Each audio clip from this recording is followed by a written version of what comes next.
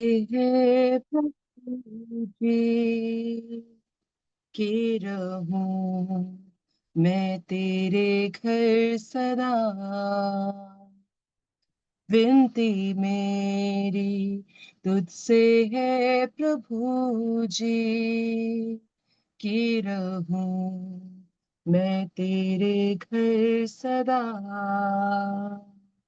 देखूंगा सुंदरता तेरी हरदम और ना होगा अब तुझसे जुदा।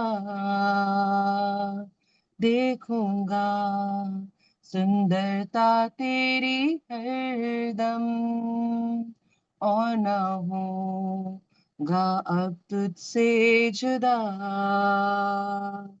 आनंद ऐसा और कहाँ है यीशु तू ही जीवन की हर खुशी।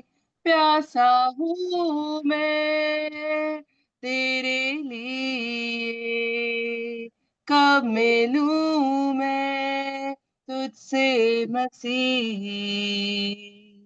आशीषों का तू है सोता मेरे स्वामी मेरे त्राता।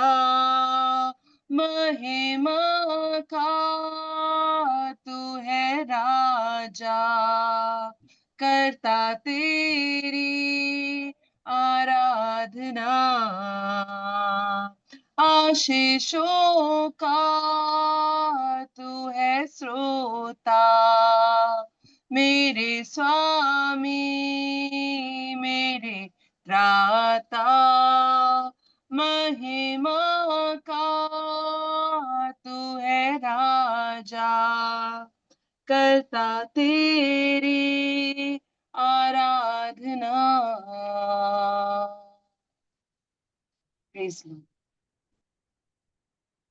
शालोम शालोम और शालोम।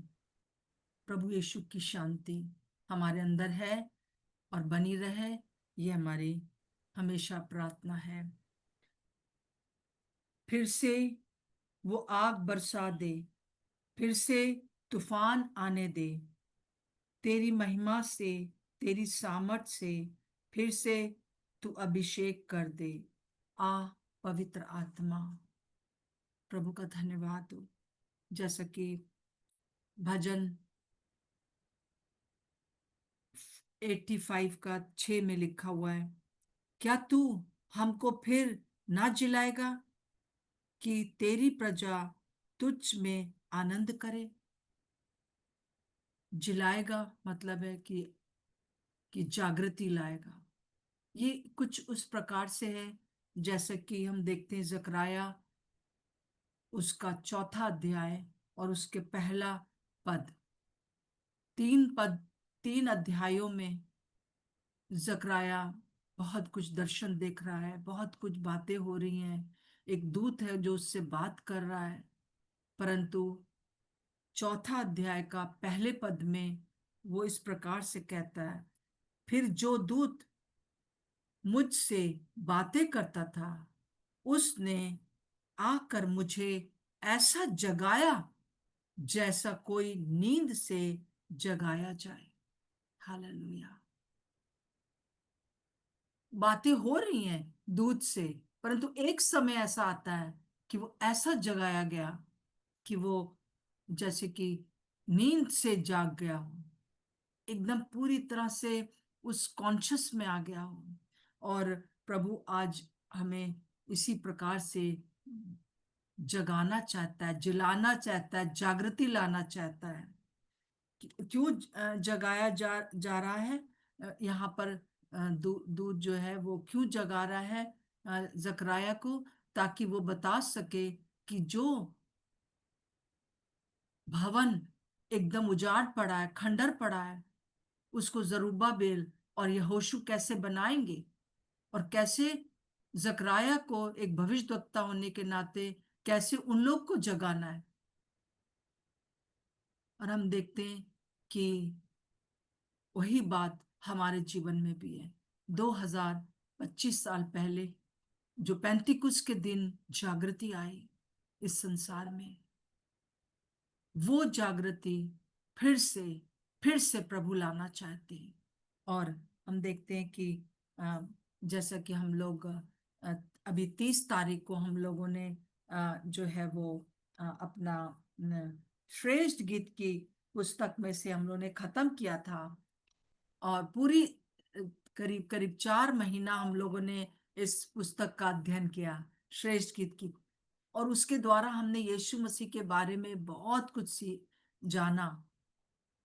बहुत सी चीजें हमारी क्लियर हुई, बहुत सी अच्छी अच्छी गवाहियां हमने सुनी है कि किस प्रकार से प्रभु ने पवित्र आत्मा ने हमें श्रेष्ठ गीत के द्वारा बताया। और उसको आखिरी जो पद थे उसको हमने देखिए कहाँ छोड़ा था, एक बार हम देखते हैं। और फिर उस वहीं से हम ये आगे का जो स्टडी है या आगे का जो वचन है वो समझेंगे प्रतिदिन, और हमें आगे क्या करना है उसके लिए जानेंगे। परंतु यहाँ हमने देखा था आखिरी में श्रेष्ठ गीत 8 का 13 और 14 पद में देखा था, तू जो बारियों में रहती है, मेरे मित्र तेरा बोल सुनना चाहते हैं, उसे मुझे भी सुना दे। बारियों में रहती है, बगीचों में रहती है। मैंने बताया था, हम लोगों ने देखा था किस प्रकार से जो है वो जो जो बहुत से विश्वासी हैं, जो उनका जीवन एक बगीचा है। और वो प्रभु से कह रहा है कि मुझे तेरा बोल सुनना है, क्योंकि तेरा बोल मुझे मीठा लगता है। और मुझे तुझे देखना है, क्योंकि तेरी सूरत मुझे बहुत सुंदर लगती है। ये क्या संबंध उस समय एक एक साथ आने का, एक साथ जो है प्रभु के साथ आने का जो जो जागृति है, उसको प्रभु चाहता है। और आगे लिखता है, हे मेरे प्रेमी शीघ्रता कर। और जो वधु है, जो प्रेमिका है, वो कहती है शीघ्रता कर और सुगंध द्रव्य के पहाड़ों पर चिनकारे या जवान हिरण के समान बन जा। मैंने आपको बताया था इसका अर्थ है जागृति के लिए, रैप्चर के लिए है, परंतु जागृति पहले वो चाह रही है। और यहाँ पर सुलेमान जो है वो एक जागृति की भविष्यवाणी कर रहा है। इससे पहले कि यीशु मसीह आके अपने लोगों को ले जाए, एक बड़ी जागृति आना चाहती है। और वो मैंने अभी आपको बताया, और इन दिनों में, आने वाले दिनों में और भी हम बताएंगे कि जागृति का अर्थ क्या है। क्योंकि जागृति जब आएगी, जो मत्ती उसका 25 में 6 में लिखा है कि और रात में धूम मची। ये धूम जो मचना है कि देखो दूल्हा आ गया है। मूर्ख कुंवारियां और समझदार कुंवारियां दोनों सो रही थी, परंतु ये एक जागृति आई। ये एक लोगों के उन दिनों में जो है वो एक भविष्यवाणी हो रही है, प्रभु यीशु मसीह कर रहे हैं कि लोग जो है वो जागृत हो जाएंगे। पर जिन्होंने जाना है पहले से, वो तो प्रभु के साथ जाएंगे, पर जिन्होंने नहीं जाना है वो यहीं रह जाएंगे। परंतु डेफिनेटली ये जो प्रभु यीशु मसीह के रैप्चर की बात है, उससे पहले जो ये जागना है, 6 में जैसे 25 का 6 में लिखा है कि और रात में धूम मची। और ये धूम जो है, ये धूम मचने का टाइम है। जब तक धूम नहीं मचेगी तब तक प्रभु नहीं आएंगे। और रैप्चर जो है वो से पहले आएंगे। और वो इसलिए होगा क्योंकि जब तक जब तक जागृति ना आए रैप्चर नहीं होगा। रैप्चर ना आए तब तक 100 साल का जो प्रभु का राज्य है वो नहीं आएगा। और जब तक 100 साल का राज्य नहीं आएगा तो न्याय नहीं आएगा।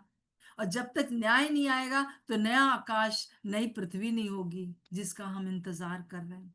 हम लोग पिछले पूरे साल से इस बात को देख रहे हैं कि प्रभु के बारे में, और हम बहुत से लोग इस बात को समझ गए हैं, क्योंकि आप लोगों ने जो गवाहियां दी थी पिछले 3 दिन, हाँ, वो हमको मैं बहुत खुश हूं कि आप इस बात को समझ रहे हैं जो मैं आपसे कह रही हूँ।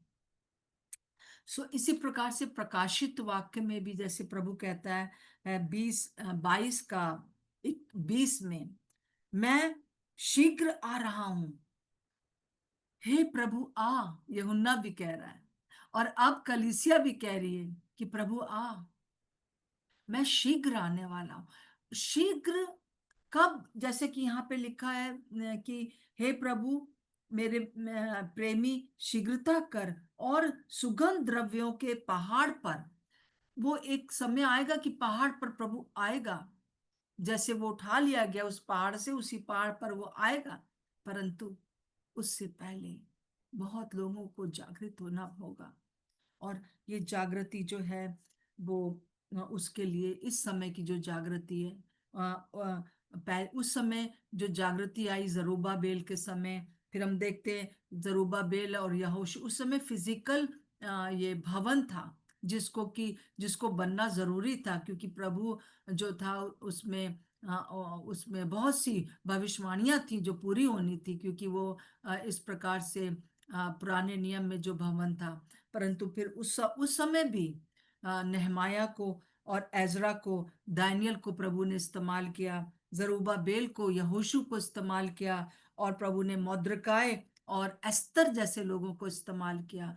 ऐसे लोग थे, जबकि वो भविष्यवाणी थी कि ये जो फिजिकल जो जो भवन है वो टूटा हुआ है, वो बन के तैयार होगा। परंतु 70 साल के बाद ये भविष्यवाणी पूरा होना ही था। तो फिर ये इन लोगों को प्रार्थना करने की और इन लोगों को ये सब वचन के अनुसार प्रार्थना करने की क्या जरूरत थी? परंतु ये लोगों ने किया।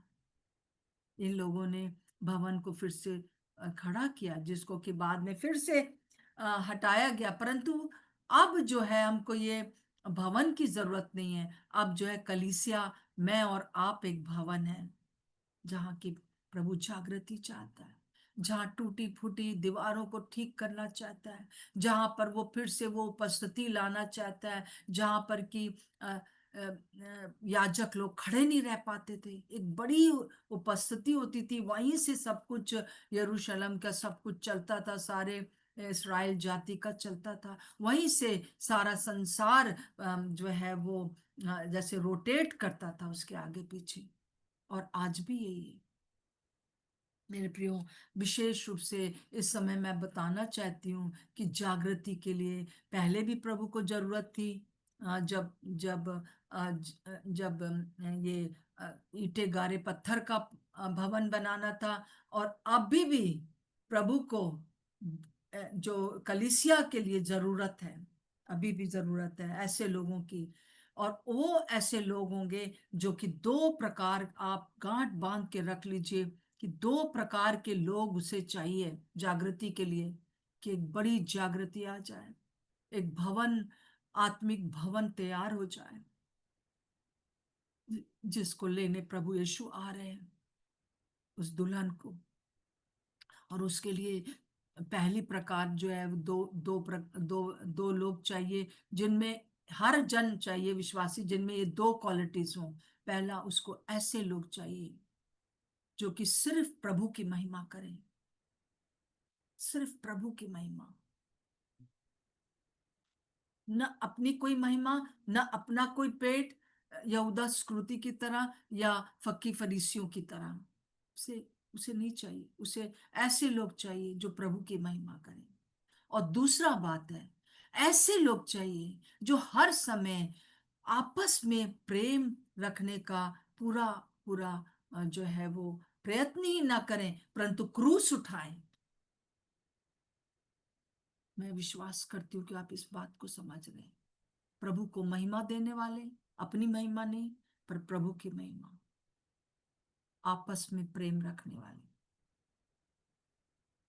ये बात, ऐसे लोगों को आप खोज लो अपने आसपास जो कि ये दो बात रखते हैं और आपके साथ एक मन है, उनका भी यही एक एक बात है कि प्रभु को बस महिमा मिले। और उनका भी यही है कि हम सबके साथ, जो जो विश्वासी लोग हैं उनके साथ मेल मिलाप रखें, खास तौर से उनके साथ जो ये दो बातें रखते हैं। जो ये दो बातें नहीं रखते हैं, उनका उनके साथ मैं ये नहीं कह रही हूँ कि उनको अपने जीवन से निकाल दीजिए, नहीं, परंतु उनके साथ उतना यूनिटी रखने का नहीं है। परंतु वास्तव में ऐसे लोगों की यूनिटी, उनके लिए हमको प्रेयर करने हैं। उनके लिए हमको उनको उनको जो छोट जैसे कि हम लोगों ने श्रेष्ठ गीत में देखा, छोटी बहन का ख्याल रखना है। परंतु आप जो जागृति लाने वाले हैं, आइए आज हम प्रार्थना करें कि प्रभु, पहली प्रार्थना ये करें कि प्रभु, हम चाहते हैं, मैं चाहती हूं कि मेरे जीवन के अंदर पूरे समय केवल और केवल आपकी महिमा का ही करना हो। मुझे और कुछ नहीं चाहिए, सिर्फ आपकी महिमा चाहिए। मेरी नियत हर समय मेरे सामने रहे कि अगर मैं ये कुछ कर रहा हूं या कर रही हूं तो इसमें इसके पीछे नियत क्या है मेरी। प्रभु इस समय जो है अपनी महिमा को करने वालों को खोज रहा है। शैतान दुष्ट की तरह अपनी महिमा चाहने वालों को वो वो नहीं रिवाइवल ला सकता है। कलीसिया में भी ऐसे लोग, दाऊद का जीवन जो था वो बहुत कुछ इसी प्रकार से था। दाऊद का एक बहुत अच्छा उदाहरण हम देखते हैं, जो कि ये आने वाले दिनों में देखेंगे पूरा, कि किस प्रकार से दाऊद के जीवन में क्या हुआ और उसने क्या किया, और उसके द्वारा जो है, जैसे कि हम देखते हैं कि प्रभु चाहता था कि दाऊद जो है उस राजगद्दी पर बैठे यहूदा की, ताकि वो राज्य जो है, जैसे कि दाऊद के लिए कहा गया, तेरा राज्य कभी खत्म नहीं होगा। मतलब उसी के राज्य के द्वारा यीशु मसीह को आना था। यीशु मसीह जो कि दुनिया की जागृति था, और वो जागृति दाऊद के द्वारा आई। उसके राजगद्दी पर बैठने के द्वारा, उसके अधिकार के द्वारा यीशु मसीह जो जागृति था वहीं से आया। उसको दाऊद जैसे लोग चाहिए। इन आने वाले दिनों में हम इस बात का और भी ज्यादा अध्ययन करेंगे और प्रार्थना भी करेंगे कि हमको चाहिए। और हम देखते हैं कि दाऊद के लिए प्रभु की योजना थी ये, कि जागृति उसके द्वारा आए। परंतु दाऊद को दो बातों का सामना करना पड़ा। आप अगर जागृति लाना चाहते हैं, प्रभु को यहाँ पर के राज्य को लाना चाहते हैं, तब क्या है कि और जो भवन खंडर हो गया है, बहुत सी चीजें आ गई हैं, वो जागृति नहीं है। हमको हमसे प्रभु बात भी करता है, और बहुत लोग प्रभु पास आ रहे हैं, सब कुछ हो रहा है जकराया के समान, और दर्शन हो रहे हैं, ये हो रहा है वो हो रहा है। परंतु जकराया कहता है कि 4 का पहला में, कि वो दूत जो मुझसे बातें कर रहा था उसने मुझे ऐसा जगाया कि मानो नींद से जाग गए। हमको नींद से जागने का समय आ एविडेंस, गया है। हमको जो है वो ऐसा समय आ गया है, जो जो एविडेंस। मती उसका 25 का जो है वो 6, कि धूम मचाने वाला लोग लोग चाहिए हमको। दाऊद ऐसे ही था। और और दाऊद को वो क्या कहता है, दाऊद के जीवन में अगर हम देखें तो एक बहुत बड़ी बात हम देखते हैं कि दाऊद ने क्या क्या फेस किया, और हमको भी क्या क्या हमको किस बात के लिए तैयार रहना है। जैसा कि दूसरा शमूएल और उसका 22वां अध्याय और उसका पहला पद। दूसरा सैमुअल 22 का पहला पद। जिस समय यहोवा ने दाऊद को उसके सब शत्रुओं और शाऊल के हाथ से बचाया, उस समय उसने यहोवा के लिए इस गीत के वचन को गाया, और पूरा ये जो 22वां अध्याय है दूसरे शैमुएल का, वो एक गीत है। और वो उसने गीत गाया है कि कैसे उसने क्या किया और परमेश्वर ने क्या किया, और वो राजगद्दी पर बैठ सका, जिसके जिस वंश से यीशु मसीह जागृति इस दुनिया में आ गए। तो परंतु उसने उसको क्या करना था? जिस समय यहोवा ने दाऊद को उसके शत्रुओं और शाऊल के हाथ से बचाया। हमको दो लोगों का सामना करना है। हम जो जागृति लाने वाले हैं, हम जो प्रभु की महिमा चाहते हैं, आपस में भी प्रेम रखते हैं, हमको दो बातों का सामना करना होगा।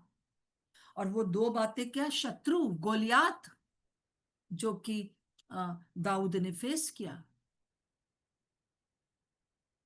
और दूसरा शाऊल, जो कि घरी का था, जो कि जैसे कि हम देख लेंगे कि जैसे शत्रु जो है वो कौन है? चर्च के बाहर, चर्च के बाहर जो है वो शत्रु है, परंतु चर्च के अंदर शाऊल है। गोलियात को को हराना, एक दिन में हरा दिया उसने है ना? दाऊद ने एक दिन में हरा दिया। क्यों? क्योंकि वो परमेश्वर की सामर्थ को जानता था। और हम देखते हैं उसको कि किस प्रकार से वो परमेश्वर की सामर्थ को जानता था। पहला शैमुएल और उसका 17वां अध्याय और 45 से हम देखते हैं। दाऊद ने फिलिस्ती से कहा, तू तो तलवार और भाला और सांग लिए हुए मेरे पास आता है, परंतु मैं सेनाओं के यहोवा के नाम से तेरे पास आता हूँ। यहोवा का नाम, यीशु का नाम, जो इस्राएली सेना का परमेश्वर है, और उसी को तूने ललकारा है। आज के दिन यहोवा तुझको मेरे हाथ में कर देगा, और मैं तुझको मारूंगा, और तेरा सिर तेरे धड़ से अलग करूंगा। और मैं आज के दिन फिलिस्ती सेना के शव आकाश के पक्षियों और पृथ्वी के जीव जंतुओं को दे दूंगा। तब समस्त पृथ्वी के लोग जान लेंगे कि इस्राएल में एक ही परमेश्वर है, और यह समस्त मंडली जान लेगी कि यहोवा तलवार या भाले के द्वारा जयवंत नहीं करता, इसलिए कि संग्राम तो यहोवा का है, और वही उन्हें हमारे हाथ में कर देगा। गोलियात से लड़ना आसान था। एक दिन के अंदर उसने लड़ लिया, उसका सिर कलम कर दिया। हम इसके पीछे पूरा देखेंगे कि यीशु मसीह कैसे जागृति बना दुनिया की। ये सारा जो पिक्चर है वो यीशु मसीह की भी है। एक दिन के अंदर उसने गोलियात को मार गिराया।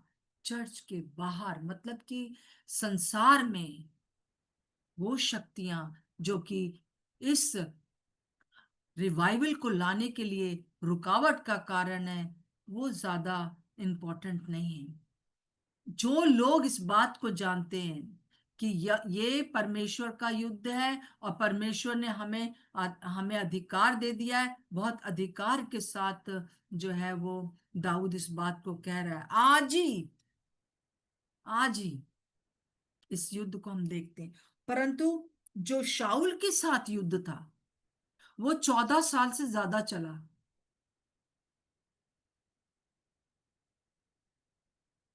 शाऊल चर्च के अंदर का युद्ध, कलीसिया में यहूदा स्क्रूति जैसे लोग जो अपनी महिमा, अपना पेट चाह रहे थे, और जलन और ईर्ष्या और प्रतियोगिता से भरे हुए हैं। ये शाऊल के जो आत्मा है, वो उससे लड़ाई करना बहुत मुश्किल है। उसको तो, गोलियत को तो मार डाला, परंतु ये अभिषिक्त को कैसे मारे? उसके लिए प्रभु क्रूस उठाने के लिए कहते हैं, प्रतिदिन क्रूस उठा और मेरे पीछे हो ले। उसको मार नहीं सकते, उसको हम कुछ हम जो है उनको कुछ नहीं कर सकते, उनको छू नहीं सकते।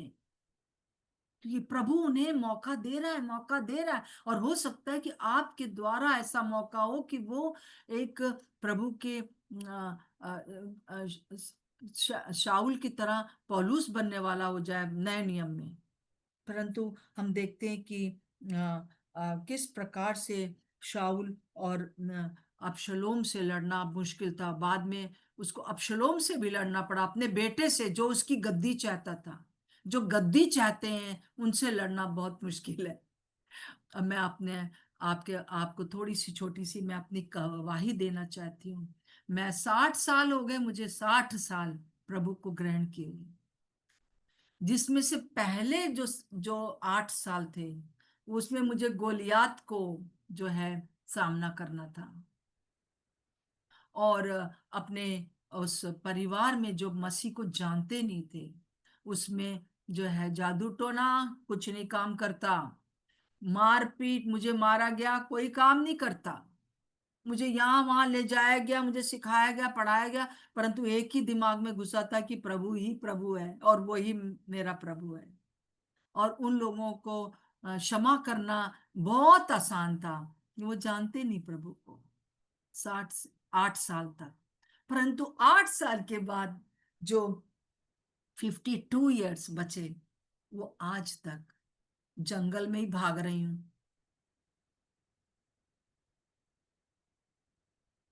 किससे? अपने लोगों से, अपने शत्रुओं से, अपने घर के शत्रुओं से, अपने अपने जो मैं अपनी कलीसिया की बात नहीं कर रही हूँ, परंतु पूरा यूनिवर्सल जो आत्मिक जगत में जो चर्च है, इवेंजेलिकल फील्ड है। और उसके लिए जो है वो प्रभु सहायता करता है प्रतिदिन, परंतु प्रतिदिन क्रूस उठाना है, कठिन है। सो आने वाले दिनों में हम देखने जा रहे हैं कि किस प्रकार से यीशु मसीह ने भी यही किया कि शैतान का सिर तो उसने कुचल दिया उस क्रूस कैलवरी के ऊपर, और जीवित होने के बाद विजयी हो गया। वो सिर्फ एक दिन के अंदर। परंतु जो फकी फरीसी थे, उनसे लड़ाई करना, उनके विरोध सहना आज तक चला आ रहा है। इसीलिए प्रभु कहता है कि हमको जो है दाऊद के समान जो है, प्रभु यीशु मसीह कहते हैं मेरे पीछे हो लो।